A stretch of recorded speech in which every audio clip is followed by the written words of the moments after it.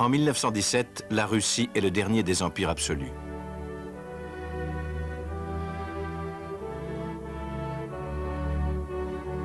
Le tsar autocrate Nicolas II règne sur 170 millions de sujets.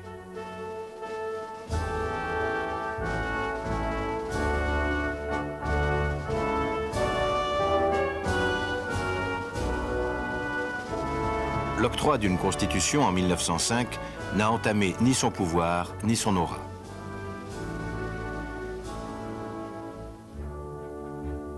La guerre et ses revers dévoilent les lézardes du régime. Elles compromettent son avenir.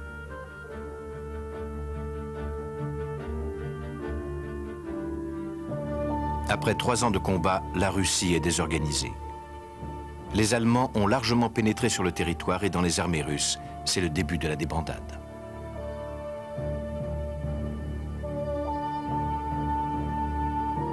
À l'arrière, la population souffre de la faim. Les ouvriers se mettent en grève à Saint-Pétersbourg.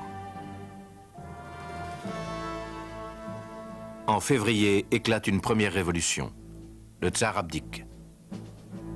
Un gouvernement provisoire avec à sa tête le socialiste Kerensky est constitué. La révolution est en marche.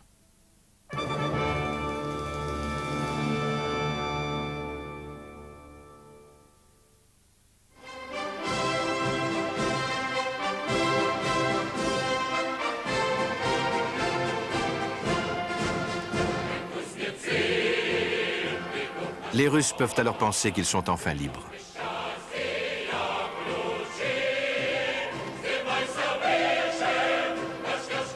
Dans l'exaltation révolutionnaire, les soldats qui ont participé à la chute du tsar fraternisent avec les ouvriers. Ils créent les premiers soviets. Chacun attend les élections générales. L'Assemblée élue choisira les institutions.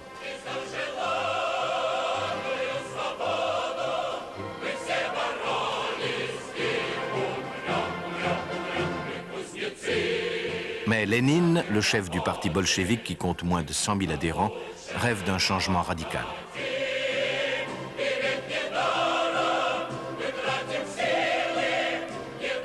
Pour gagner le soutien des masses, il affiche comme programme la paix, la terre aux paysans et le pouvoir aux travailleurs.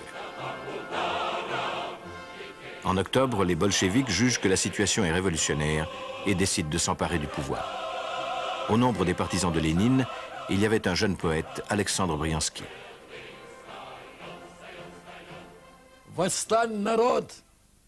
Ô peuple, soulève-toi, descends dans la rue, prends ton marteau et forge le bonheur du monde. Tu as assez plié les chines. Va de l'avant, radieux et triomphant.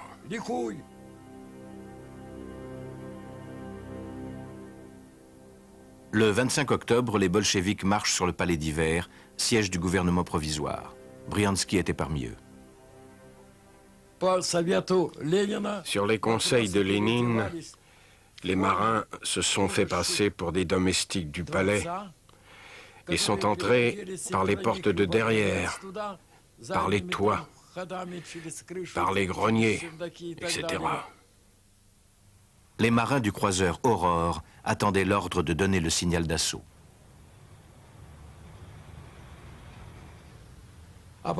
Ensuite, la lanterne s'est allumée, une salve a été tirée, tout le monde s'est précipité en criant « Hurrah !» et a escaladé les grilles pour entrer dans le palais. Moi, je courais devant. Nous avons monté l'escalier et dans la grande salle, nous sommes tombés nez à nez avec les Junkers armés de fusils. J'ai hurlé « Jetez les armes !» et ils ont aussitôt obtempéré. Ils avaient vu la foule en furie. La prise du palais d'hiver entrera dans la légende. Les bolcheviks demanderont au plus talentueux de leurs cinéastes, Sergei Eisenstein, d'en réaliser une reconstitution fortement dramatisée.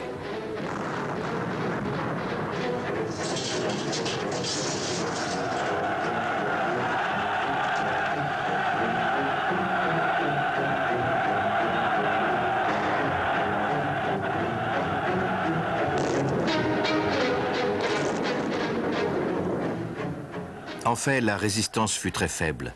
Il y eut 5 tués seulement. Mais le film contribuera à fonder le mythe de la révolution russe en dramatisant la façon dont les ouvriers s'étaient emparés du pouvoir.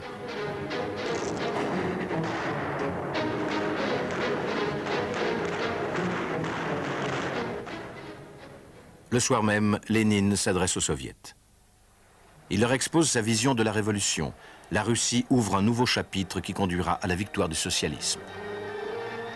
Désormais, ce sont les masses opprimées qui formeront le gouvernement.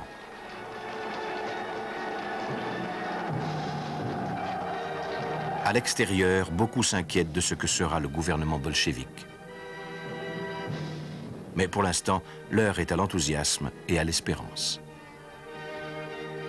Je pensais que la Russie allait prendre une nouvelle voie, que le pouvoir allait appartenir au peuple, grâce aux soviets des députés, ouvriers et soldats.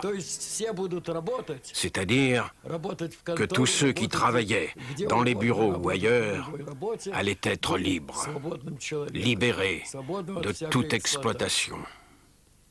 Ce qui me plaisait, c'est que cette théorie promettait l'avènement d'une société heureuse et sans classe, dans laquelle tous profiteraient des richesses qu'elle produirait.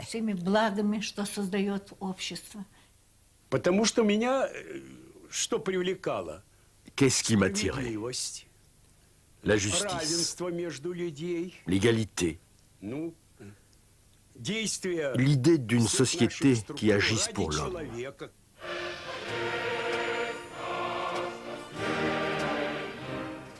Les bolcheviks décident de redonner à Moscou le titre de capitale.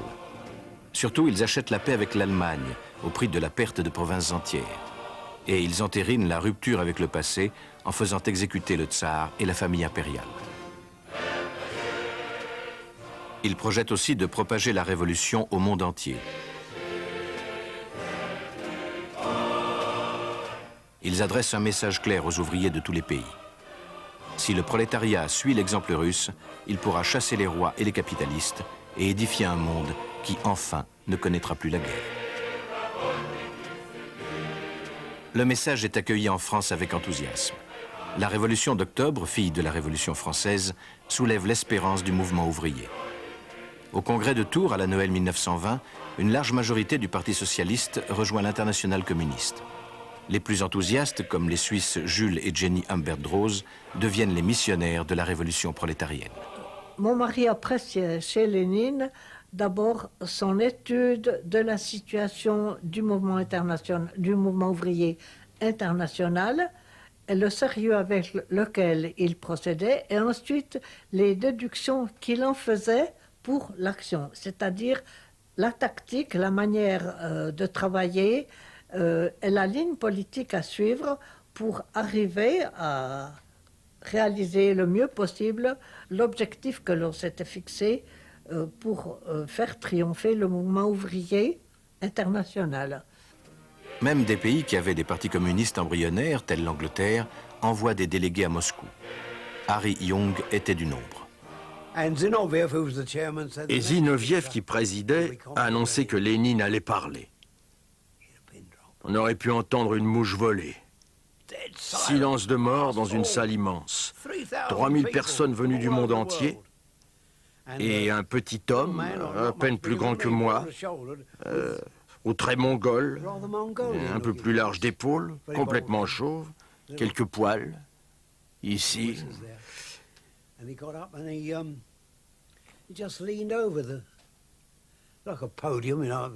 Il s'est levé, il s'est penché à la tribune et leur a dit leurs 4 vérités.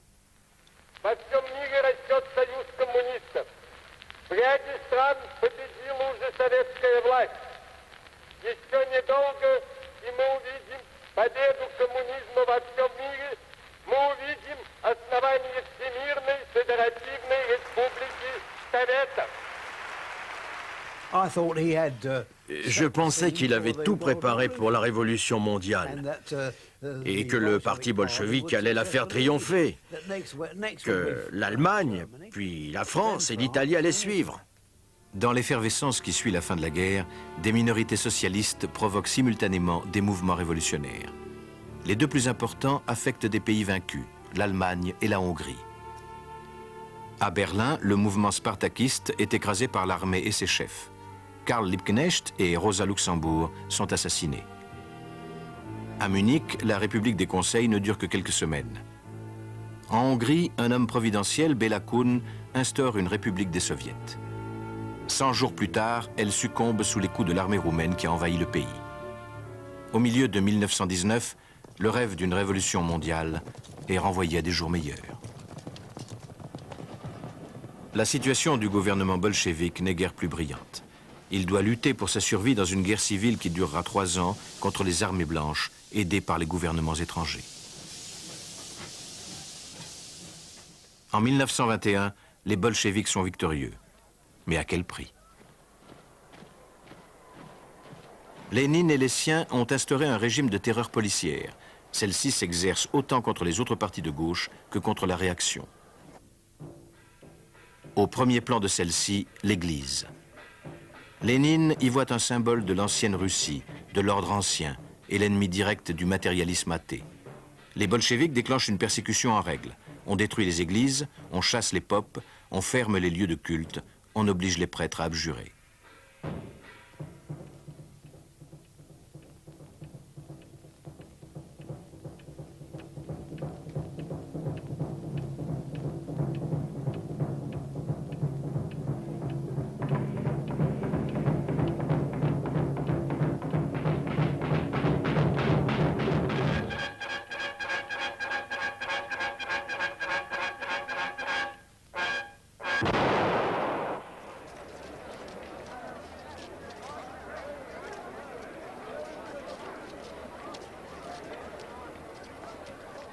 Israël Tchernysky était de ces activistes communistes qui faisaient la chasse aux prêtres en Ukraine. Un prêtre est venu, a enlevé sa soutane et l'a posée sur la table. Ils avaient appelé un coiffeur qui lui a coupé les cheveux. Ensuite, il a déclaré que Dieu n'existait pas, qu'il nous avait menti. Il y avait des paysans dans la salle qui criaient « Quoi? On t'a construit une maison? Et maintenant tu dis que Dieu n'existe pas ?»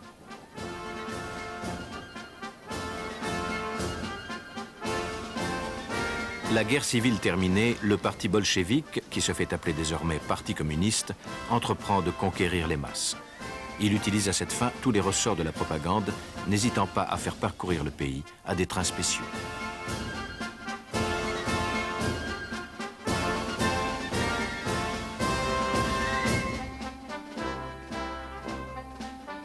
Là, les Russes découvrent la mise en scène de la politique et de l'avenir radieux qu'on leur promet. Le pays se couvre d'affiches exprimant les idéaux du marxisme, revus et corrigés par Lénine à partir de l'idée de la lutte des classes. Jadis, les capitalistes exploitaient les malheureux travailleurs. Le temps est venu de la dictature du prolétariat. Dans les usines, les délégués du personnel sont aux commandes. L'idée du profit est abandonnée. Les fruits de la croissance iront aux hôpitaux, aux logements et aux écoles. Il incombe au parti et à ses militants de guider le peuple vers cet avenir. Mikhail Minlin travaillait alors dans une usine à Moscou. Pas besoin d'employer des mots particuliers pour convaincre les gens. On n'allait pas leur raconter la théorie de la construction du communisme. On donnait simplement l'exemple.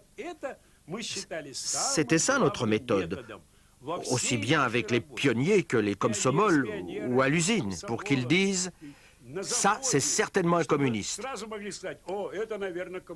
Pourquoi ? Regarde comme il travaille bien.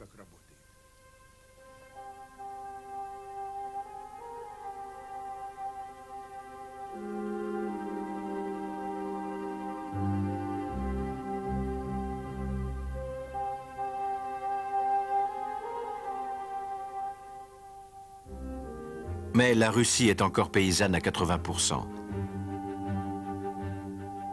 Enfin, les terres sont partagées, les grands propriétaires dépouillés et la réforme agraire entamée. Le niveau de vie moyen reste encore loin derrière les voisins européens. Beaucoup de Russes sont illettrés. C'est pourquoi, en 1920, le gouvernement décrète que tous les citoyens doivent apprendre à lire. Des brigades de jeunes activistes sillonnent la campagne. Nous autres, les jeunes, on recensait tous les analphabètes. On allait de maison en maison, on cherchait ceux qui ne savaient pas lire. Puis on faisait des listes. On trouvait un local et on y organisait des cours. Apprendre à écrire ouvrait encore les meilleures chances à ceux qui étaient jusque-là cantonnés au bas de la société. Ainsi, Anastasia Denisova aide une jeune femme qui ne peut suivre les cours parce qu'elle garde son bébé à demeure. J'ai dit, tiens, voilà un manuel. Tu étudies toute seule et je passerai te voir de temps en temps. Et elle, je me souviens, quand son bébé pleurait, elle le prenait sur un bras et elle le berçait. Et de l'autre main, elle écrivait. Elle avait tellement envie d'apprendre. Je ne l'oublierai jamais. Elle avait une énorme soif, pas tant de connaissances que d'instruction.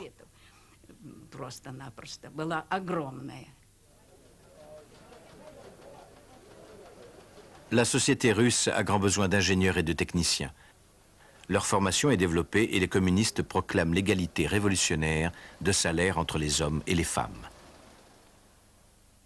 Elia Chistier était de cette nouvelle génération.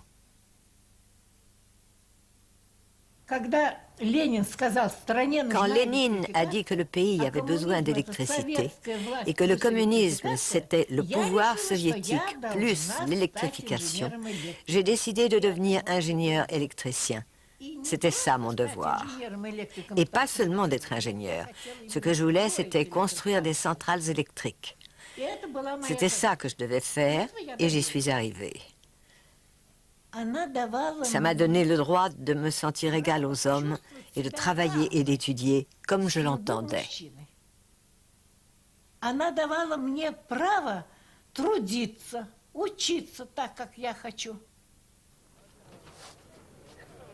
De fait, les années 1920 voient une sorte de floraison culturelle.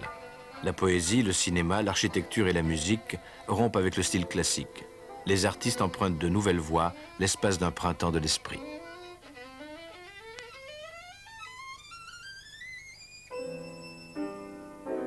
De ce printemps-là, les citoyens en voient peu le bénéfice. Lénine a forgé un parti, imposé une idéologie d'État et instauré un système de contrôle sur l'ensemble de la société.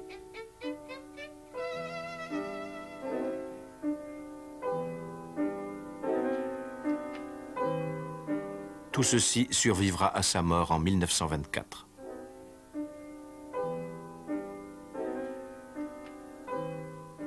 Il reste à Joseph Staline, son successeur proclamé, à achever la construction du socialisme dans un pays qui vit encore à l'heure de la campagne.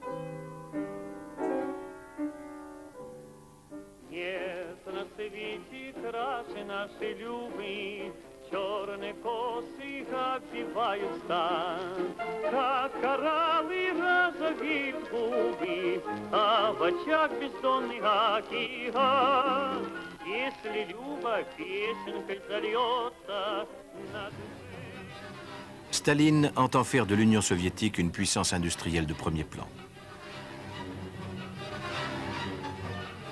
Il privilégie l'industrie lourde aux dépens des industries de consommation, autant pour édifier le socialisme que pour se protéger. En 1928, il lance un premier plan quinquennal qui fixe des objectifs ambitieux, souvent irréalistes, et définit des normes pour les travailleurs. Tatiana Fedorova, l'une des ouvrières citées en exemple à ses compagnons, garde le souvenir de l'élan industriel qui saisit le pays.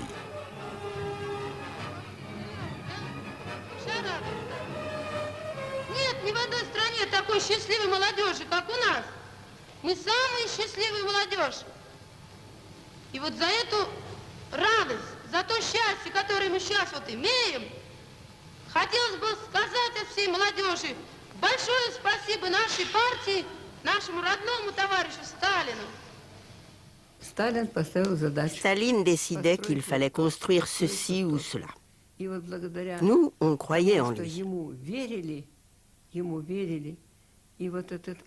C'est l'enthousiasme des jeunes qui a permis de construire ce pays où on s'éclairait à la bougie, où on ne savait pas lire et où on portait des chaussons de paille tressés. Même encore aujourd'hui, pour moi, c'est un véritable conte de fées. Comment a-t-on pu réussir, à cette époque si difficile, à redresser le pays, à réaliser de si grands travaux? Ça n'a été possible que parce que le peuple était uni et parce qu'il aimait Staline. C'était notre idole.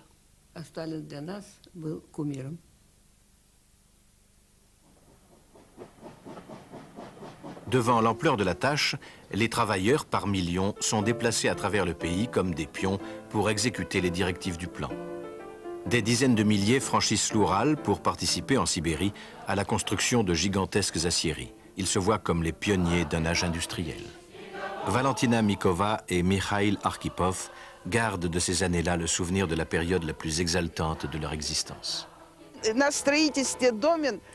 Il n'y avait qu'une pelleteuse et elle marchait mal.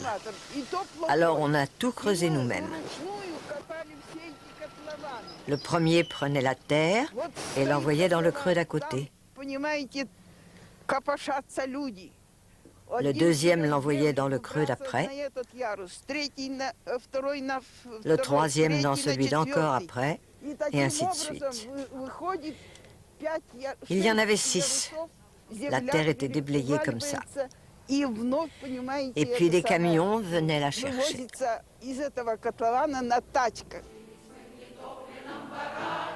Magnitogorsk est la copie conforme de ce qui se faisait en Amérique.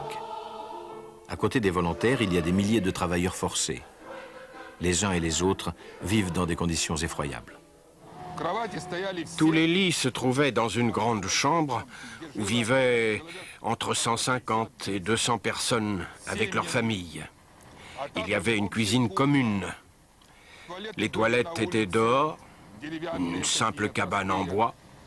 On devait aussi aller chercher l'eau. À un moment, il fallait des tickets de rationnement pour en avoir. C'était sans doute le fait de partager toutes ces difficultés qui nous soudaient, nous, les premiers constructeurs.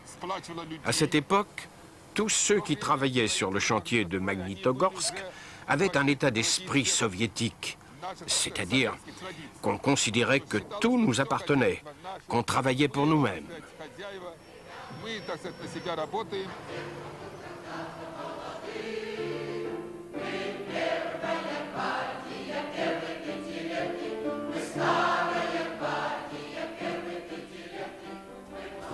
La coïncidence entre cette gigantesque mise en chantier et la crise qui frappe les économies occidentales joue dans l'opinion en faveur du communisme.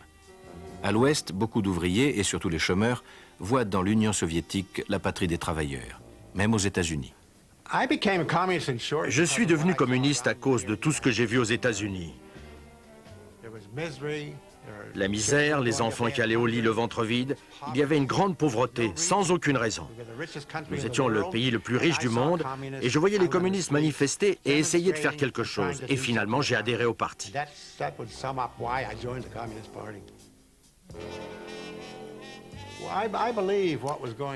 Je considérais ce qui se passait en Union soviétique à l'époque où j'ai adhéré au parti comme une grande expérience. À bien y réfléchir, quel est le but du socialisme? C'est de mettre fin à l'exploitation, aux guerres, de construire un système basé sur la coopération et non sur la confrontation. C'est d'en terminer avec une société où il y a des gens d'une extrême richesse et d'autres d'une extrême pauvreté. L'écrivain britannique George Bernard Shaw est conquis par l'industrie à la soviétique qu'il visite en compagnie de Lady Astor. Il écrit même sur le livre d'or de son hôtel « Demain, je quitte cette terre d'espoir pour rentrer dans nos contrées occidentales où règne le désespoir. » Rentré dans son pays, Shaw se porte alors garant que l'on avait calomnié la Russie bolchevique.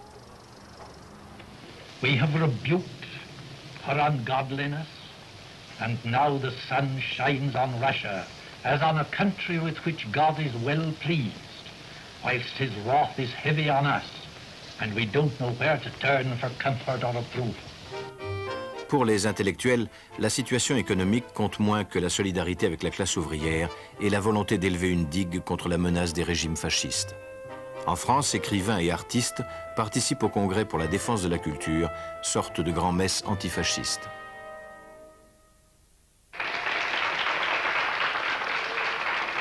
À Moscou, tous les moyens de la propagande sont mis au service d'un véritable culte de Staline. Il est à la fois le génie de la nation, le père des peuples et le fondateur de la patrie des travailleurs. Ce qui ne l'empêche pas d'être impitoyable pour tout rival. Staline exige une obéissance de chaque instant. Dès le début, mon mari n'a ressenti aucune sympathie pour Staline et sa manière d'agir. Il a vu en lui l'homme rusé, manœuvrier, celui qui voulait accaparer et s'imposer par des procédés qui n'étaient pas toujours corrects. Il ne le considérait pas comme très intelligent. Il restait à Staline à régler le problème paysan. L'agriculture soviétique accuse en effet un retard considérable. Les techniques sont arriérées, la population des villes crève de faim et il faut résoudre la question de la propriété des terres. Staline décide donc de collectiviser les campagnes, brisant l'attachement ancestral des paysans à la propriété. Il déclenche une vaste opération contre les paysans aisés, appelée koulak, affirmant « les koulaks doivent être liquidés en tant que classe ». Nous sommes entrés dans la maison. Notre commission devait comprendre 5 ou 6 personnes. Et le secrétaire du parti qui la présidait a déclaré « Par décision de l'Assemblée générale de notre localité, vous devez être dékoulakisés. Posez tous vos objets de valeur sur la table. Je vous préviens, pas de crise d'hystérie. On a les nerfs solides et on tiendra. Il y en a peut-être une qui a pleuré, qui a maudit le pouvoir. » Les koulaks sont expropriés, arrêtés. Plus de 3 millions d'entre eux mourront dans des camps.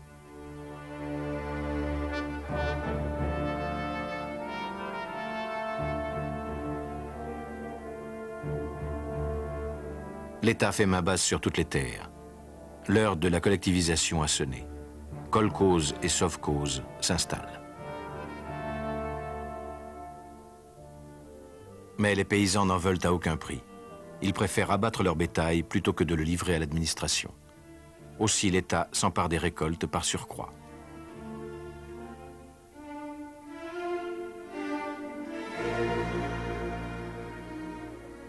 C'est une effroyable famine. En 5 ans, quelques 7 millions de Russes et d'Ukrainiens mourront de faim. Tout cela est soigneusement caché aux visiteurs émerveillés accourus de l'Ouest. Pelagaya Ovtchenko échappa, elle, de justesse à la mort. Ils sont venus à 3. L'un est resté près des chevaux pour qu'ils ne s'en aillent pas. Les 2 autres jetaient les corps sur la charrette. Ils ont jeté papa, puis maman. Mon père était mourant. L'un a fait « Il est bon, il n'en a pas pour très longtemps ».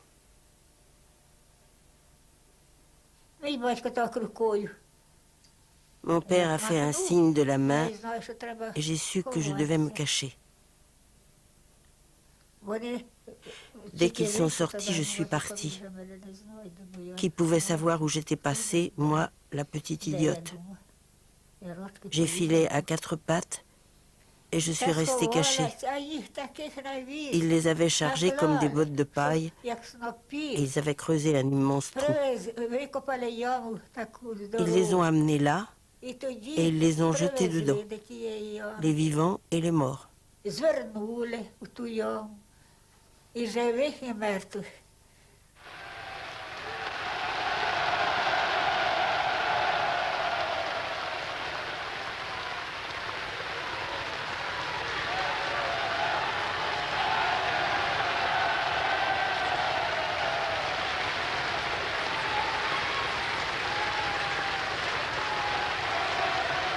Quand Staline dresse en 1937 le bilan des réalisations du socialisme, il se garde bien de mentionner ces aspects-là et leurs prix.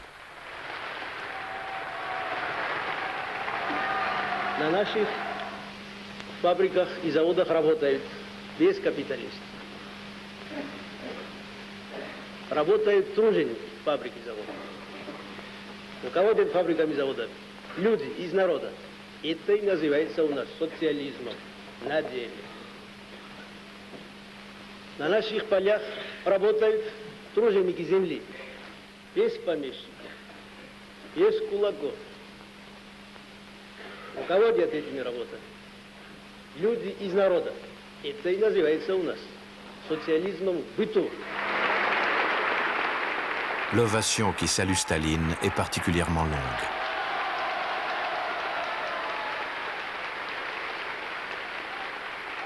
C'est, dit-on, que personne n'aurait voulu être vu comme le premier qui cessait d'applaudir.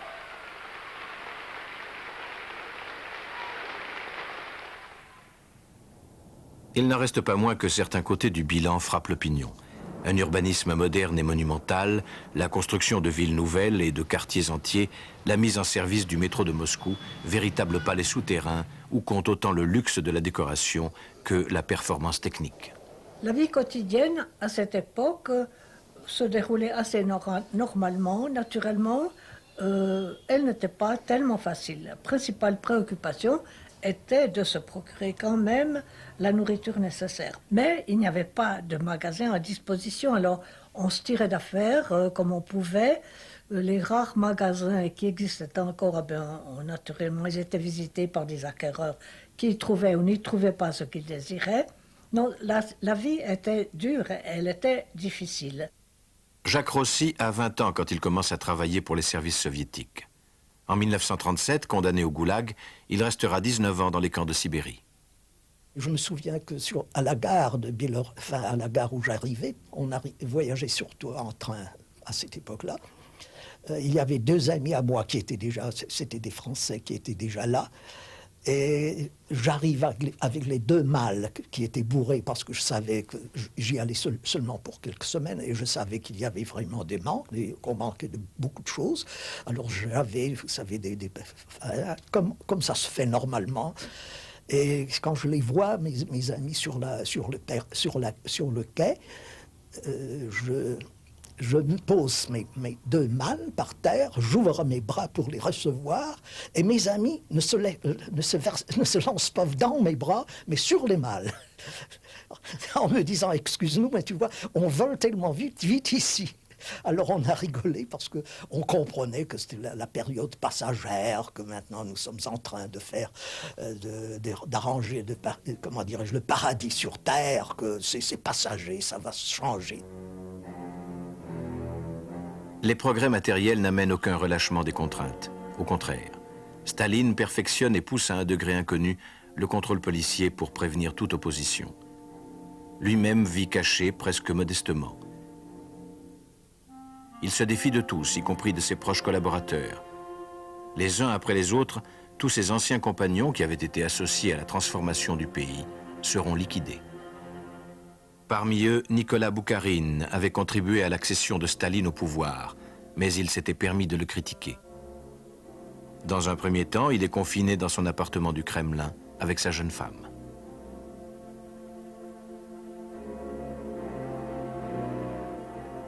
Il reste un communiste loyal, même au moment de son arrestation.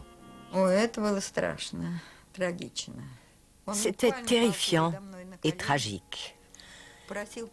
Il s'est littéralement mis à genoux devant moi pour me demander pardon d'avoir ruiné ma vie.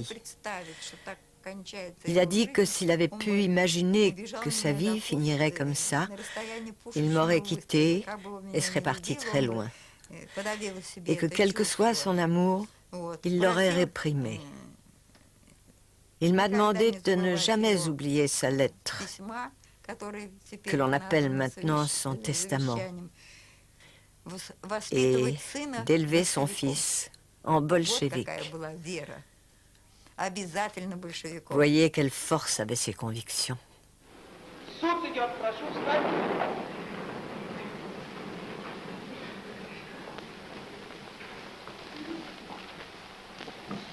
Son destin est scellé dans un de ces procès, machine de propagande, destinée à inspirer la peur et imposer l'obéissance.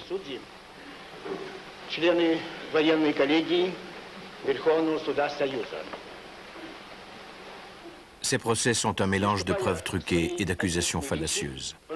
Les prétendus aveux sont arrachés par la torture et le chantage sur la famille des accusés. Les fonctionnaires et les journalistes dans la salle d'audience tiennent un rôle dans la sinistre pièce. Ainsi, Boris Yefimov, qui assista au procès de Boukharine en tant que caricaturiste, était persuadé de l'authenticité des aveux.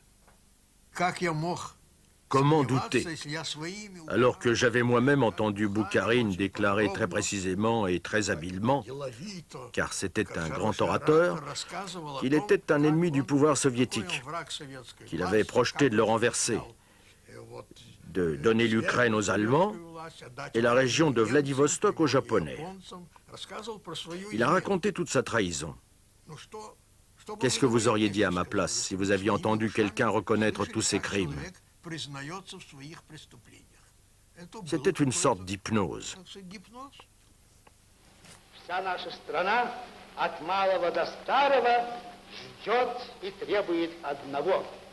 Изменников и шпионов, продавших врагу нашу родину, расстрелять как поганых псов.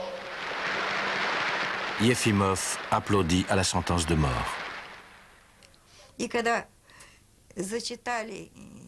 Quand le verdict le condamnant à être fusillé a été lu, tout à coup, tout est devenu noir, comme si mon cœur avait rompu.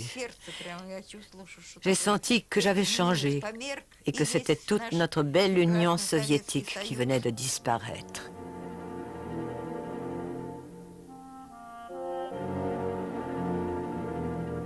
La paranoïa de Staline ne cesse de grandir.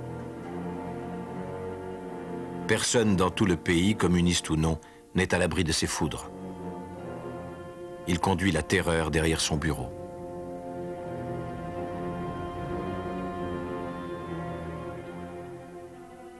Notre fils, qui était plus jeune, était encore au jardin d'enfants quand nous avons quitté Moscou. Un jour, alors qu'ils étaient à court d'idées pour trouver un jeu amusant, il leur a dit « Moi, je sais ce qu'il faut faire. On va faire comme au Comintern, on va se batailler, se donner des coups de poing. » Et alors, naturellement, la jardinière d'enfants qui surveillait les enfants a rapporté la chose. Ça a passé toute la hiérarchie, c'est arrivé à Staline. C'est vous dire de quoi il s'occupait. Et alors, il a dit, c'est impossible, il faut intervenir.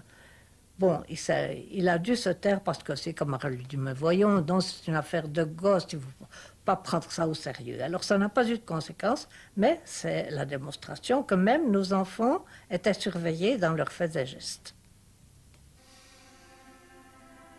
Les ordres donnés à la police secrète fixent arbitrairement pour chaque région des quotas pour les purges.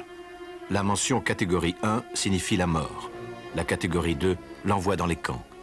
Mais dans ce domaine aussi, Staline est productiviste. Il lui arrive de griffonner « Mettez un contingent supplémentaire de 6 000 en catégorie 1 pour Krasnodar ». Il signe l'arrêt de mort de 6 000 citoyens, en plus de l'effectif prévu. Les purges frappent beaucoup parmi ceux qui avaient été les premiers et les plus enthousiastes des communistes. Ainsi, Mikhail Minlin, interrogé et arrêté par la police secrète de Moscou, fut expédié en catégorie 2. Les interrogatoires ont commencé pour que je signe de faux aveux et pour que je dénonce des camarades de ma région.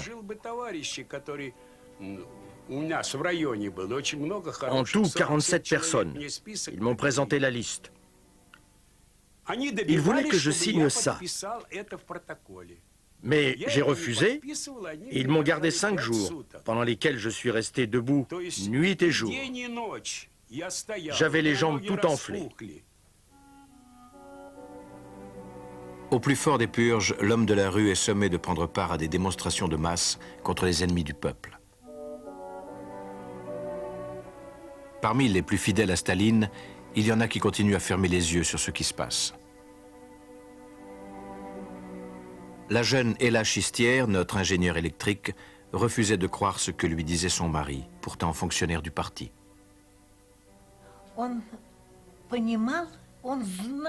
Il comprenait et savait des choses que j'ignorais. Et un jour, à table, il m'a dit que tous les membres du Politburo, et il les a énumérés, Zinoviev, Kamenev, Boukharine, Rykov, Trotsky, tous allaient être exécutés par Staline.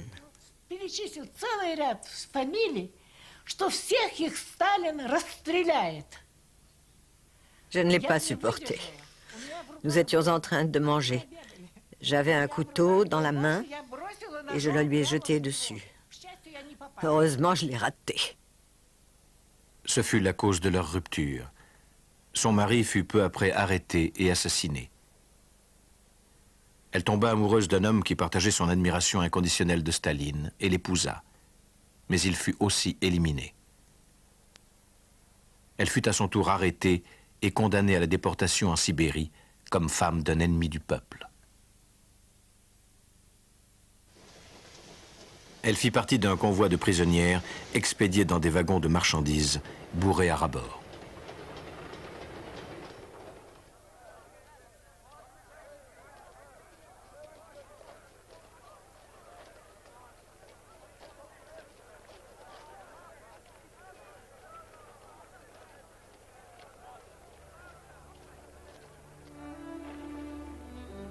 Les déportations massives se prolongèrent pendant des années.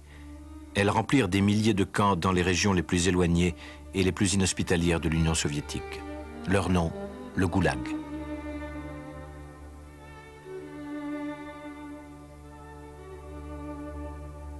Ces millions de prisonniers constituent une main-d'œuvre indispensable pour le travail dans les mines, sur les voies ferrées et toute espèce d'industrie lourde. Dans les camps d'abord, le premier hiver, quand on construisait la voie ferrée Baïkal-Amour, puis ensuite à la Kolyma. Le plus important, c'était de ne pas mourir de faim. On nous donnait de la balanda, de la soupe dans laquelle flottaient des arêtes de poisson et qui était censée contenir un peu de gruau. On la buvait directement dans nos gamelles en fer blanc. On nous donnait une louche de soupe qu'on buvait comme ça et une ration de pain.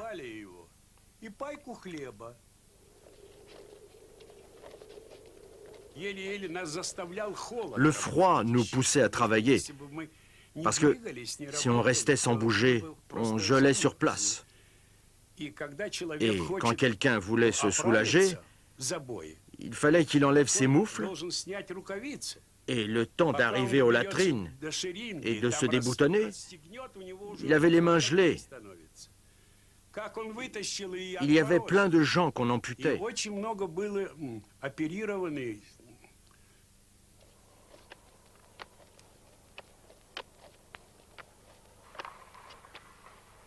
Il n'y avait pas d'anesthésie, ni de piqûre contre la douleur. Il n'y avait même pas de scalpel. Par exemple, quand j'étais au camp de Djelgal, ils m'ont dit de sortir mon pied gelé. Ils ont pris les pinces et crac, un coup de pince, et voilà. L'opération et les soins se résumaient à ça. On considérait que ceux qui avaient survécu le premier hiver tiendraient tout le temps de leur peine. La plupart des gens mouraient.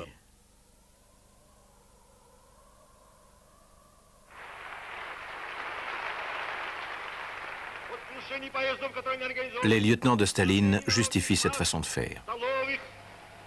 Мы можем прямо сказать, что НКВД своей разобщительной работой, раскрытием шпионских организаций не только спас много жизней, которым угрожала опасность от врагов, шпионов, диверсантов, разведчиков.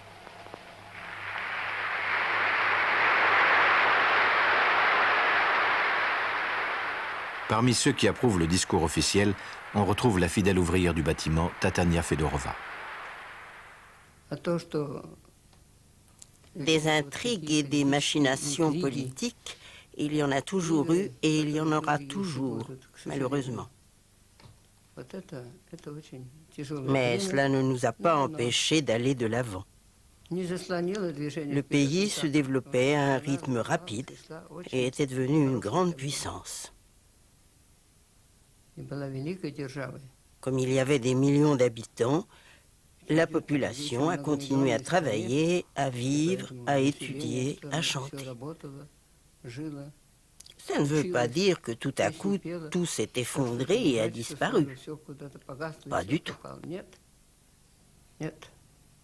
Ces épurations n'ont pas ébranlé notre confiance dans le mouvement communiste parce qu'on a toujours espéré que chacun se rendrait compte que ce n'étaient pas les méthodes à utiliser dans un parti communiste et qu'il fallait arriver à convaincre les gens par le dialogue et pas par des mesures disciplinaires qui étaient parfois des mesures presque suicidaires.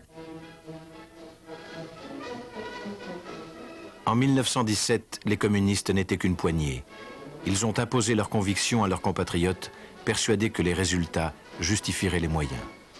20 ans plus tard, beaucoup s'interrogent en constatant que le peuple n'a pas encore obtenu la liberté. Certains pensent même que Staline a trahi les espoirs du communisme. Nous avons compris que c'était le plus grand ennemi du socialisme, qu'il l'avait perverti en exterminant tous les cadres, aussi bien dans le secteur économique que dans la culture, l'art, la presse, l'armée, l'appareil du parti et de l'État. Partout, il les a tous exterminés. N'est-ce pas cela qui a le plus nui à ce grand idéal radieux dont on parlait tout le temps? On croyait que c'était vraiment réalisable. C'était, vous savez, un peu comme Icare. Vous savez, il y a très très longtemps, Icare croyait qu'on pouvait voler, n'est-ce pas? Alors depuis Icare jusqu'à l'avion, ça a pris à peu près 3000 ans. Vous savez, ça, nous ne le savions pas. Nous croyions que nous étions comme Icare qui allait pouvoir déjà voler.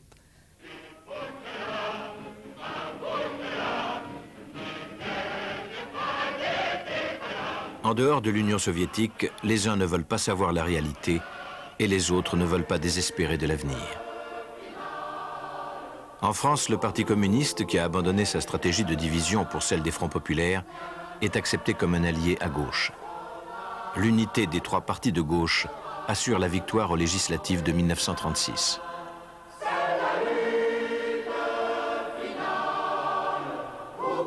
Les grèves qui suivent le scrutin traduisent l'espérance et l'impatience de la classe ouvrière. Sa condition va enfin changer.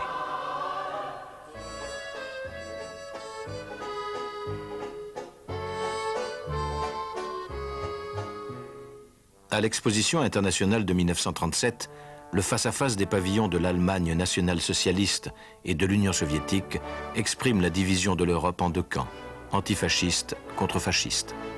Tout un chacun est persuadé que l'URSS s'est rangé aux côtés des démocraties. La nouvelle inouïe de la conclusion d'un pacte de non-agression entre l'Allemagne nationale-socialiste et la Russie soviétique produit dans les démocraties une impression de surprise et même d'indignation devant tant de duplicité de la part des deux contractants. Afin de signer le pacte négocié depuis longtemps en secret par les diplomates, M. von Ribbentrop, ministre des Affaires étrangères du Reich, se rend aussitôt à Moscou par la voie des airs.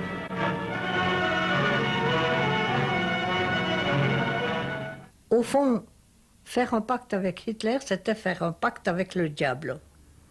C'était quelque chose d'inacceptable. Donc, il fallait réagir. Il aurait fallu se soulever et s'élever contre un tel pacte et dire franchement que ça n'était pas tolérable. Staline, en signant le pacte de non-agression accompagné d'un protocole secret qui partage la Pologne en deux, ôte ses dernières chances à la paix. Staline pense à la fois ménager son pays et affaiblir ses adversaires capitalistes. 2 ans plus tard, il se trouve jeté dans une guerre qui manque d'emporter le régime et qu'il gagnera grâce au patriotisme des peuples d'Union soviétique.